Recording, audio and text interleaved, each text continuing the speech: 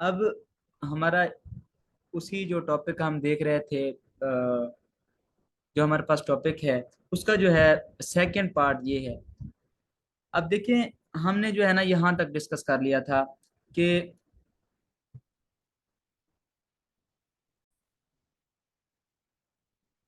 हमारा जो टॉपिक था रिफ्लेक्शन ट्रांसमिशन एट, यानी कि ओब्लिक इंसिडेंस। अब उसका जो है ना हमने यहाँ तक डिस्कस कर लिया था।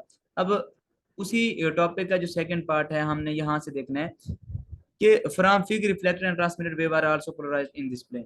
जब हमने कोई भी प्लेन मेंशन कर दिया एक्स जी, जैसे हमने प्लेन मेंशन किया है, तो हम कहते हैं कि जो इंसिडेंट्स और हमारे पास रिफ्लेक्टेड और ट्रांसमिटेड वेव्स होंगी वो इसी ही रीजन में रह के पोलराइज्ड होंगी, वो वाई रीजन में नहीं जाएंगी। इनके पोलराइजेशन सिर्फ इसी रीजन में होगी। अब देखें, अब हमने क्या देखना है कि जिस तरह इस फिगर में बताया हुआ है कि जो हमारे पास यहाँ पे इंसिडेंस है, यहाँ पे ये इसका इलेक्ट्रिक फील्ड का यानी कि कंपोनेंट होगा, ये मैग्नेटिक फील्ड का, ये के आई जो है ये इंसिडेंस जो इसका होगा इंसिडेंस में, और रिफ्लेक्टेड में ये रिफ्लेक्ट बैक हुई है तो इसका ये मैग्नेटिक फील्ड कंपोनेंट, ये इलेक्ट्रिक फील्ड कंपोनेंट। ये जो डायरेक्शन बताई हुई है ये हमने ऑलरेडी पहले पढ़ी हुई है। किस तरह से कि हमारे पास अगर ई क्रॉस जी था, यानी कि ई और जी था, अगर हम इसका प्रोडक्ट लेते थे यानी कि इस तरह से, अगर ये मेरे पास, ये जो है मेरे पास ई है और ये मेरे पास जी हो, तो ऑटोमेटिकली ये जो है बी की डायरेक्शन होगी। इसी तरह से ये बाकियों की जो है ना डायरेक्शन देखी हुई है, ये आप लोग देख लीजिएगा।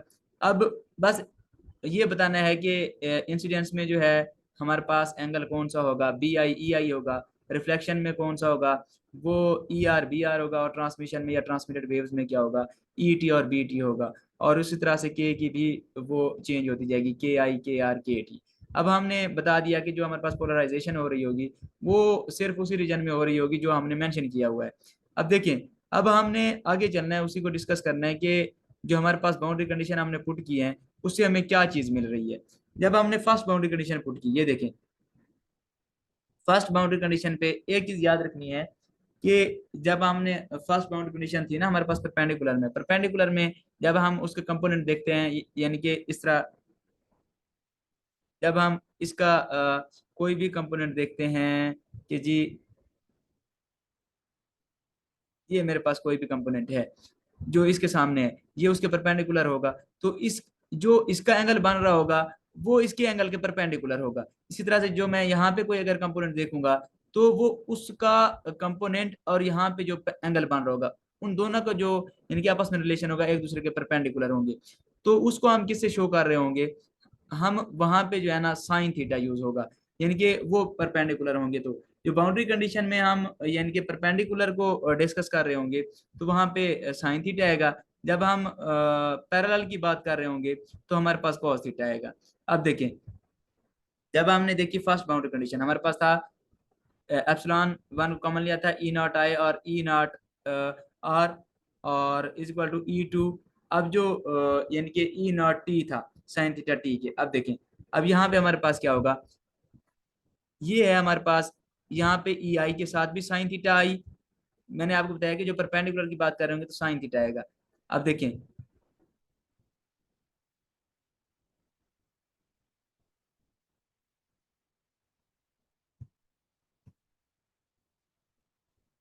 यहाँ पे मेरे पास जो पहला मीडियम है, यानी कि मैं अगर इंसिडेंस की बात कर रहा हूँ तो यहाँ भी आएगा E naught I sine theta है, E naught R sine theta R, और ट्रांसमिटेड में E naught T sine thirty. अब ये जो डायरेक्शन है, ये वाली डायरेक्शन जो इस तरह से जा रही है, ये हमारे पास क्या है, यानी कि ये अपोजिट डायरेक्शन में है ना। तो वो जो है हमारे पास यानी कि जो इसका एंगल बना रही है उसमें, तो ये जो इंसिडेंस में होगा वो भी एंटी क्लॉकवाइज और ट्रांसमिटेड में भी वो भी एंटी क्लॉकवाइज। सिर्फ इसमें बाउंड्री कंडीशन जो फर्स्ट हम देख रहे होंगे तो यहाँ भी minus E naught T I आएगा और यहाँ भी माइनस ई नॉट टी आएगा, सिर्फ इस केस में आएगा। अब देखें, बाकी केसेस में नहीं होगा। अब ये फर्स्ट बाउंड्री कंडीशन है हमारे पास, E one minus E naught I sine theta I plus E naught हमारे पास R sine theta are is equal to epsilon two E naught T sine theta T के। ये फर्स्ट बाउंड्री कंडीशन। जब second boundary condition deal कर रहे होंगे, अब देखें सेकंड बाउंड्री कंडीशन में मैग्नेटिक फील्ड की बात की हुई है। B1 परपेंडिकुलर टू हमारे पास था B2 के। बी का जो कंपोनेंट है वो यानी कि यहाँ पे इस तरह से है ना, ये है हमारे पास, ये एक्स कंपोनेंट है, ये हमारे पास वाई कंपोनेंट है, ये जो है इलेक्ट्रिक फील्ड का है, ये है हमारे पास मैग्नेटिक फील्ड का। तो बी जो है वह कंपोनेंट में आ रहा है, और हमने अपनी पहले ही कंडीशन में बता दिया था कि हम वाई की डायरेक्शन को नहीं ले रहे, वाई प्लेन को नहीं ले रहे, सिर्फ एक्स और जी प्लेन को ले रहे हैं। तो ये जो है सेकंड बाउंड्री कंडीशन जीरो हो जाएगी, क्योंकि हम उसको डीडी नहीं कर रहे जी डायरेक्शन में। तो बी जो सेकंड बाउंड्री कंडीशन है वो जीरो हो गई। जब थर्ड बाउंड्री कंडीशन हम देखेंगे तो वो थी हमारे पास, हमने E1 parallel equal to E2 parallel के। अब देखें E1 में E नॉट आए, अब पैरेलल की बात है तो हमारे पास क्या आएगा, cos theta. E1 i cos theta i plus E naught r cos theta are is equal to E naught t cos theta T के। अब इसमें से हम थोड़ी सी मजीद जो है ना सिंप्लीफिकेशन कर सकते हैं। वो किस तरह से, हमने पहले कहा था कि ये जो है इनके एंगल जो होते हैं इक्वल होते हैं, इंसिडेंस और रिफ्लेक्शन के। हम मान लेते हैं कि cos theta i equal to cos theta r के, तो ये भी cos थीटा आर, ये भी cos थीटा आर, ये हमारे पास है यहाँ पे। अब देखें cos थीटा ठीक है, अब इसको हम लिख सकते हैं E naught I plus E naught R equal to cos theta I over cos theta R E naught T के, और ये cos थीटा आई और over cos theta R equal होता है अल्फा के। ये हमारे पास रिलेशन बन गया, ये थर्ड बाउंड्री कंडीशन के लिए।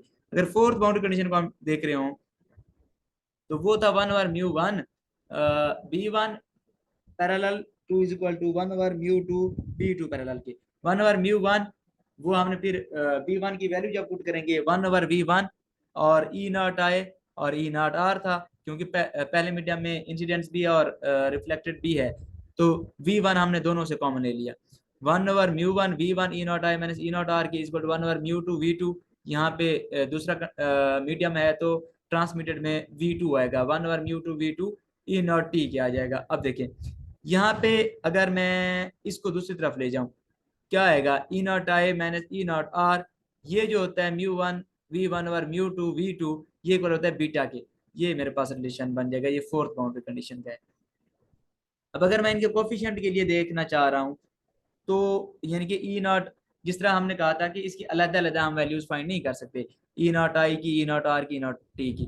हम कहते हैं कि अगर ई नॉट आर की वैल्यू फाइंड कर लें या ई नॉट टी की वैल्यू फाइंड कर लें, फिर आप उसको इन टर्म ऑफ इंसिडेंस बता दें, यानी कि E naught R is equal to कोई भी वैल्यू साथ इंसिडेंस आएगा, E naught T is equal to कोई भी वैल्यू साथ इंसिडेंस आ जाएगा। उसी तरह से हमने मजीद बताया कि ई नॉट आर की जो वैल्यू आती है वो हमारे पास आती है alpha minus beta over alpha plus beta E naught आएगी, और ई नॉट टी की होगी 2 over alpha plus beta E naught आएगी, यानी कि E naught R in term of E naught I बता दिया ई नॉट आई, और E naught T in term of E naught I बता दिया। यानी कि रिफ्लेक्शन वाले मीडियम में रहते हुए मैंने इंसिडेंस की बात कर दी, फिर ट्रांसमिटेड मीडियम में रहते हुए मैंने इंसिडेंस की बात कर दी। अब ये जो दो इक्वेशन है ये फ्रेशनर इक्वेशंस कहलाती हैं। अब देखें बिल्कुल इसी तरह की हमने इक्वेशन बनाई थी जो हमारे पास नॉर्मल इंसिडेंस में था। वहां पे थोड़ा सा चेंज ये था, जहां पे ये अल्फा माइनस बीटा आ रहा है, अल्फा प्लस बीटा आ रहा है, वहां पे आई थिंक 1 आ रहा था, तो ये थोड़ा सा यहाँ पे चेंज आया है, अल्फा यहाँ पे आ गया। अब ये जो है हमारे पास फ्रेशनर इक्वेशंस है। अब हम आगे चलते हैं कि अगर ये अल्फा जो है पहला मीडियम है, बीटा दूसरा मीडियम है, अगर अल्फा बड़ा होगा बीटा से तो जो ये एम्पलीट्यूड होंगे E naught R E naught T ये इन फेज होंगे, अगर बीटा बड़ा होगा तो आउट ऑफ फेज होंगे। अब मैंने कहा कि अल्फा इक्वल होता है, इस इक्वेशन में है ना alpha minus beta alpha plus beta, यहाँ भी अल्फा आ रहा है, यहाँ पे मैंने अल्फा की वैल्यू बता दी जो हमने यहाँ पे भी पुट की है, ये देखें यहाँ पे भी पुट किया कॉज थीटा है और कॉज थीटा यहाँ पे है। ये अगर मैं कहता हूँ कि इसकी वैल्यू यहाँ भी मैंने बता दी है कि ई अल्फा इक्वल टू मेरे पास आ गया है जी, हमारे पास होगा कॉस फाई टी और नीचे होगा कॉस फाई आर के, कॉस फाई आई के।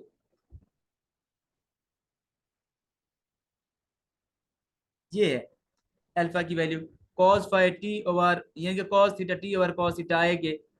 अब मैं आइडेंटिटी यूज करते हुए इसको लिख सकता हूँ कॉस फाई टी को 1 माइनस साइन स्क्वायर फाई या थीटा टी के, ये आ गया ओवर कॉस थीटा आई अब ये जो है इसकी जगह पे मैं लिख सकता हूँ साइन स्क्वायर थीटा टी को n1/n2 साइन थीटा आई के, दोनों को मैंने एक टर्म में लिख दिया, यानी कि ये भी इंसिडेंस की और ये भी इंसिडेंस का, दोनों एक ही मीडियम के हो गए। अब देखें ये मैंने इसकी जगह पे लिखा साइन स्क्वायर थीटा ए की जगह पे मैं लिख सकता हूँ n1/n2 साइन थीटा आई के।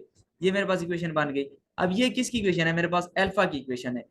अब मैं कहता हूं कि जो फ्रेस्नेल इक्वेशन थी मेरे पास, ये दो इक्वेशन थी ना, ये वाली, और अल्फा की मैंने वैल्यू भी बता दी। वो मेरे पास क्या आई? 1 - n1/n2 ये वाली साइन थीटा आई और कॉस थीटा आई के।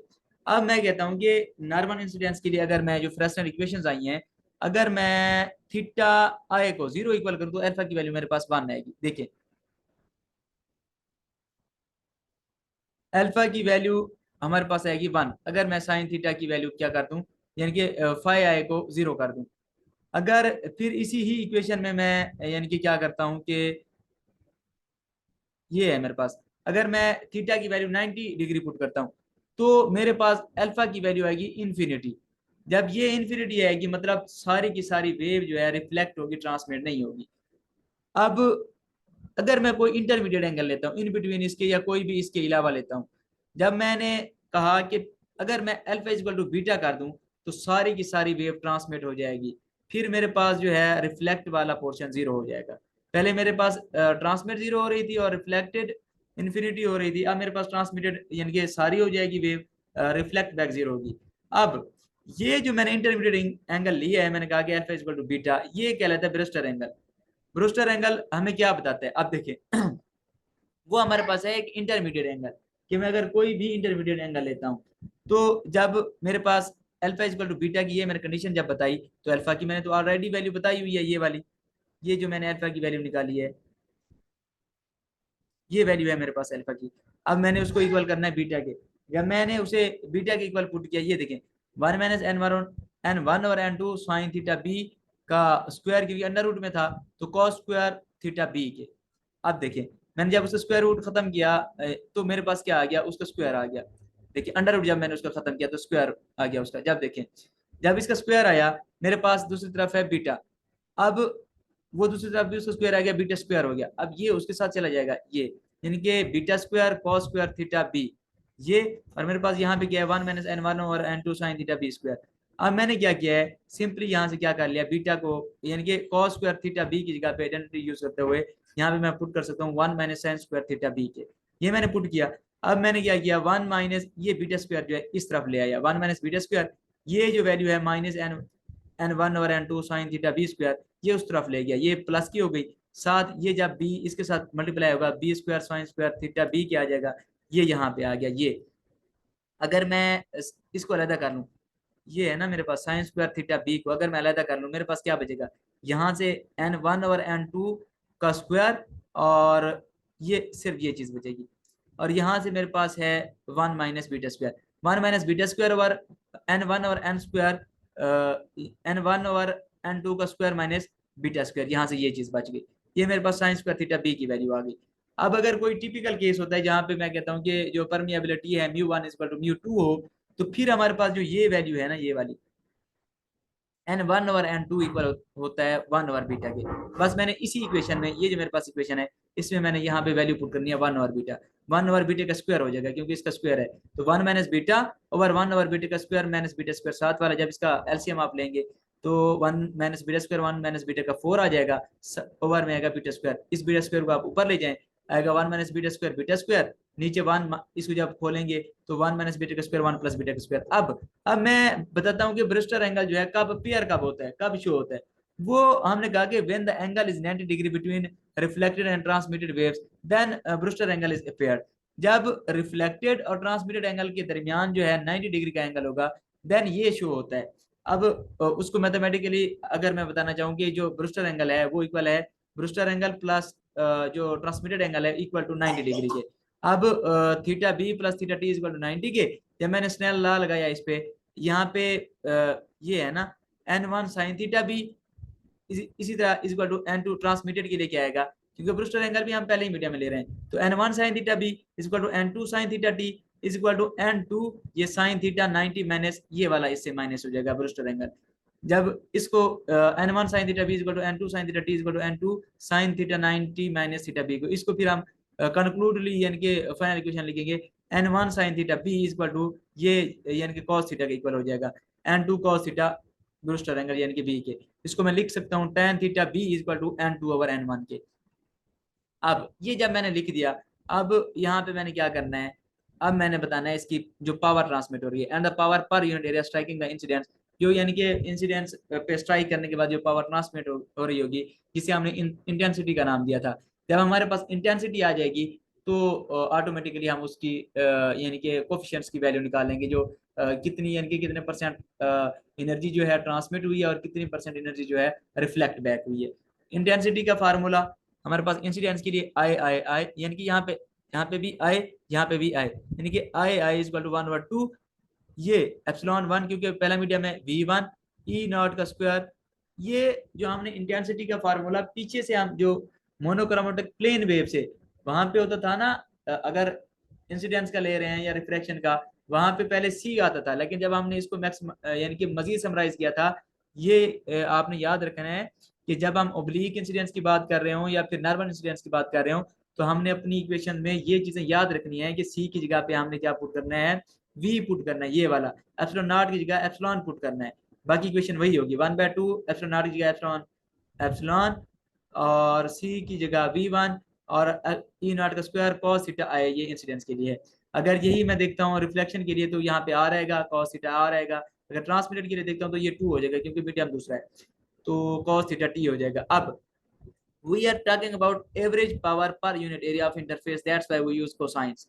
अब देखें, जो मैंने पहले आपको बात बताई थी कि जब हम नॉर्मल इंसिडेंस की बात कर रहे होते थे तो वहां पे क्या केस होता था कि उसका इंटरफेस जो हम यानी कि अगर इस तरह से हमारे पास कोई भी जो हम बाउंड्री ले रहे होते थे, ये हमारे पास कोई भी बाउंड्री होती थी, तो जो इसके इंटरफेस था बिल्कुल यहाँ पे बनता था। वो इस वजह से था कि हम ले रहे होते थे यानी कि जो उसके परपेंडिकुलर वेव्स आती थी वो जीरो का एंगल बना रही होती थी, सिर्फ पैरेलल ले रहे होते थे, सिर्फ 90 का एंगल देख रहे होते थे। लेकिन अगर जब हम बात कर रहे होंगे कोई भी आर्बिट्रेरी एंगल की, तो वो तो फिर कोई भी एंगल बन रहा है, तो मतलब एंगल में वेरिएशन आ रही है, कोई भी हम एंगल ले सकते हैं, तो फिर जो हमारे पास इंटरफेस होगा वो भी मुख्तलिफ किस्म का होगा, यानी एक ही जगह पे नहीं होगा, बिल्कुल उसके इंटरफेस बिल्कुल सामने नहीं आएगा। तो इस वजह से हम क्या करेंगे, वहां पे जो है कॉस यानी कि कोसाइन फंक्शन का इजाफा होगा। अब देखें, अब फार्मूले बिल्कुल सेम है, जिस तरह हमने नॉर्मल इंसिडेंस पे रिफ्लेक्शन कोफिशिएंट और ट्रांसमिशन कोफिशिएंट का यानी कि फाइंड किए थे, इसी तरह ओब्लिक इंसिडेंस में भी फार्मूला वही है। रिफ्लेक्शन के लिए आई आर ओवर आई आई, और जो ट्रांसमिटेड होगा वहां पे आई टी ओवर आई आई आएगा। ये देखें वही चीज है, same to same, R is equal to I R over I I, I R होगा 1/2 एप्सिलॉन 1 v1 ई नॉट का स्क्वायर कॉस थीटा आर, क्योंकि पहला मीडियम है तो v1, ये भी इंसिडेंस में भी पहला मीडियम में सिर्फ cos थीटा आई यहाँ पे आएगा। ये सारी चीजें आपस में कट जाएंगी, यहाँ पे cos theta R over cos theta I बचेगा, और ये इसका स्क्वायर होगा यहाँ पे, ये वाला जो है ये इसका स्क्वायर होल का स्क्वायर लिख देंगे। ये हमारे पास जो कोफिशिएंट की वैल्यू हमने बताई थी alpha minus beta alpha plus beta, इसका स्क्वायर हो जाएगा, ये वाला स्क्वायर इसके साथ आ जाएगा। अब अगर हम ट्रांसमिशन की बात कर रहे हैं तो वो आई टी होगा और आई आई होगा। आई टी में फर्क क्या आएगा, यहाँ पे मीडियम 2 आ जाएगा और यहाँ पे टी आ जाएगा, यहाँ पे आई आई में यहाँ पे कॉस के साथ आई आएगा, यहाँ पे भी, यहाँ पे हर चीज मुख्तलिफ है। ये देखें, ये भी मुख्तलिफ है, ये भी मुख्तलिफ है, तो सब का स्क्वायर आएगा, तो अल्फा बीटा वहाँ पे इजाफा ये होगा कि अल्फा बीटा एक्स्ट्रा लगेगा और 2 ओवर अल्फा प्लस बीटा का स्क्वायर हो जाएगा, ये है। और यहाँ भी बात वही है जैसे हमने वहां पे बात की थी कि रिफ्लेक्शन और ट्रांसमिशन मिलके 100% देती हैं, मतलब जितनी रिफ्लेक्शन हो रही होगी उतनी ही ट्रांसमिशन, यानी कि अगर 100% में 30% रिफ्लेक्शन हो रही है तो 70% ट्रांसमिशन, अगर 70% ट्रांसमिशन हो रही है तो 30% रिफ्लेक्शन हो रही होगी। ये हमारा आज का लेक्चर था, हमने डिस्कस किया है। मजीद अगर आपका इसमें से कोई क्वेश्चन हो तो आप कर सकते हैं। आप अगर कोई चीज़ आपको समझ नहीं आ रही तो आप वीडियो को काइंडली 1-2 मरतबा जो है ना देखें, गौर से सुने, आपके जो है ना डाउट्स क्लियर हो जाएंगे। मजीद अगर फिर भी कोई क्वेश्चन आपका रह जाता है तो आप पूछ सकते हैं।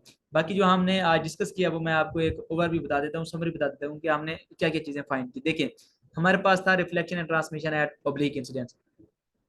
पहले हमने नॉर्मल इंसिडेंस को देखा कि वहां पे हम सिर्फ देखते थे कि 90 डिग्री पे जो है ना इंसिडेंस देख रहे होते थे। अब हम कहते हैं कोई भी हम एंगल पे इंसिडेंस हो सकती है, किसी भी एंगल पे जो है ना इंसिडेंस वेव्स मीट कर सकती हैं। तो उसके लिए हमने इंसिडेंस रिफ्लेक्टेड और ट्रांसमिटेड के लिए हमने क्या किया, उनके electric field magnetic field component लिखे, जिस तरह यहाँ पे लिखे हुए हैं।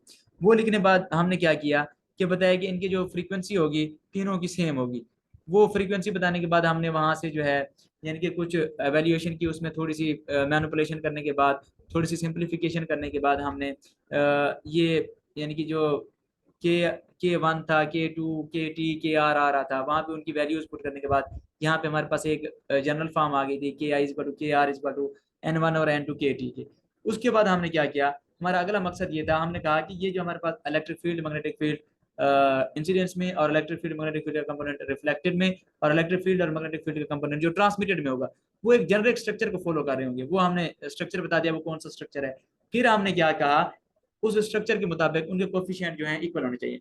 जब हमने उनके कोफिशिएंट इक्वल किए, हमारे पास कोफिशिएंट में इक्वल करने के बाद जब पहले दो कोफिशिएंट की बात की, तो हमारे पास जब तीनों को इक्वल रखा, तो पहला लॉ हमारे पास आया कि तीनों इंसिडेंट्स रिफ्लेक्टेड और ट्रांसमिटेड इक्वल होंगी, वेव्स एक ही प्लेन में लाई कर रही होंगी। ये पहला लॉ है। जब पहले दो को इक्वल रखा, एंगल ऑफ रिफ्लेक्शन और एंगल ऑफ इंसिडेंस को, फिर हमारे पास आया सेकंड लॉ, जिसे हमने लॉ ऑफ रिफ्लेक्शन का। जब हमने बात की एंगल ऑफ इंसिडेंस और एंगल ऑफ ट्रांसमिटेड की इक्वल है, फिर हमारे पास स्नेल्स लॉ आया, वो उसकी हमने वैल्यू निकाली। जब ये लॉज हमारे पास आ गए, फिर हमने उसमें बाउंड्री कंडीशन पुट की। बाउंड्री कंडीशन में अब हमने कहा कि हमारे पास जो प्लेन ले रहे हैं ना, वो हमारे पास कौन सा है, एक्स जी प्लेन लिया है। जी तो ऑलरेडी हमने बताया कि जीरो है। फिर हमने क्या कहा, जब जी जीरो है तो सिर्फ एक्स को देखेंगे, एक्स सिर्फ ही एक्स बचेगा, इंसिडेंस में भी एक्स, रिफ्लेक्टेड में भी एक्स, ट्रांसमिटेड में भी एक्स। वो हमने लिखने के बाद हमने क्या कहा कि जी ये हमारे पास बाउंड्री कंडीशन, वो हमारे पास मेन इक्वेशन आई, बाउंड्री कंडीशन उसमें पुट की। जब अगर हम बात कर रहे होंगे परपेंडिकुलर की, तो वहां पे हमारे पास साइन थीटा यूज किया, उसके कंपोनेंट साइन थीटा की फॉर्म में। जब पैरेलल की बात आई, तो हमने कॉस थीटा के कंपोनेंट की फॉर्म में लिखा। जब ये चीजें हमने लिख दी, हमारे पास कोफिशिएंट की वैल्यू आई रिफ्लेक्टेड और ट्रांसमिटेड की। रिफ्लेक्टेड की आई अल्फा माइनस बीटा और अल्फा प्लस बीटा का बीटा, और ट्रांसमिटेड की आई 2/अल्फा प्लस बीटा के। जब ये हमारे पास बाउंड्री कंडीशन पुट करने के बाद वैल्यूज आई, फिर हमने अल्फा की एक वैल्यू बताई। अल्फा हमने कहा कि cos theta T over cos theta I के इक्वल होता है। फिर कॉस थीटा टी की जगह पे हमने 1 minus sign square theta T लिखा। फिर साइन स्क्वायर थीटा टी की जगह पे N1 और N2 साइन थीटा आई लिखा हमने। जब वो हमने उसकी इक्वेशन पुट कर दी, तो वो हमने पुट करने के बाद हमारे पास अल्फा की एक वैल्यू पुट, एक अल्फा की वैल्यू आ गई। अब अल्फा की वैल्यू के बाद हमारे पास वो जो ई नॉट आर और ई नॉट टी की वैल्यू आई थी कोफिशिएंट की, उसे हमने फ्रेस्नेल इक्वेशंस का नाम दिया था। अब हमने कहा कि जब अल्फा की वैल्यू हम देखते हैं, तो ब्रिस्टर एंगल कब प्रोड्यूस होता है, कब अपेयर होता है, जब एंगल ऑफ रिफ्लेक्शन और एंगल ऑफ इंसिडेंस में जो है 90 डिग्री का एंगल हो। वो हमने बताया, और alpha is equal to beta की हमने वो कंडीशन ली थी। फिर अल्फा की वैल्यू ऑलरेडी थी, बीटा हमने दूसरी तरफ लिया, उसका स्क्वायर रूट खत्म किया, तो हमारे पास बीटा का स्क्वायर आया। वहां से हमारे पास एक मेन इक्वेशन आ गई थी, जो हमारे पास ये इक्वेशन है जिस तरह से, हाँ ये वाली इक्वेशन है हमारे पास ये। उसके बाद हमने क्या किया, इसको इक्वल जब रखा, तो ब्रूस्टर एंगल की ये हमारे पास, उसमें जो साइन स्क्वायर थीटा बी की वैल्यू आई थी, उसमें हमने इक्वेशन में पुट किया था कि हमारे पास जो है यानी कि N2/N1 है 1/बीटा के इक्वल होता है। वहां से हमारे पास ये इक्वेशन आई थी, ये वाली इक्वेशन। जब ये इक्वेशन हमारे पास आ गई, हमने कहा कि यानी कि मेन बात बता दी कि ब्रूस्टर एंगल कब अपीयर कब होता है। उसके बाद हमने क्या कहा, हमारा मेन काम था कि एक तो हमने स्नेल्स लॉ के मुताबिक ब्रूस्टर एंगल जब अपीयर होता है उसको लिख दिया। फिर हमने क्या कहा, इंटेंसिटी यानी कि हमने कोफिशिएंट फाइंड करने थे, ट्रांसमिशन एनर्जी ट्रांसमिट कितनी हुई है और एनर्जी रिफ्लेक्ट बैक कितनी हुई है। तो फिर हमने उसके लिए आर का फार्मूला बताया। रिफ्लेक्टेड के लिए होता है IR/, यानी कि जो रिफ्लेक्ट हुई है, और नीचे आई के, और ट्रांसमिटेड के लिए IT, और हमारे पास आएगा यानी कि आई के। फिर उसके लिए जब हमने वैल्यू पुट की, जो हमारे पास कोफिशिएंट की ये वाली वैल्यूज आती थी, उनका स्क्वायर आ जाता था। लेकिन ट्रांसमिट में क्या होगा, सिर्फ इस टर्म का इजाफा होगा, बाकी जो है उसका स्क्वायर आ जाएगा। फिर हमने कहा कि ये 100% देती हैं दोनों मिलके। अगर 30 ये इनके बाद 60% ट्रांसमिशन हो रही है, तो 40% क्या हो रही है हमारे पास, रिफ्लेक्शन। अगर 40% रिफ्लेक्शन हो रही है, तो 60% ट्रांसमिशन हो रही है। ये हमारा आज का टॉपिक था।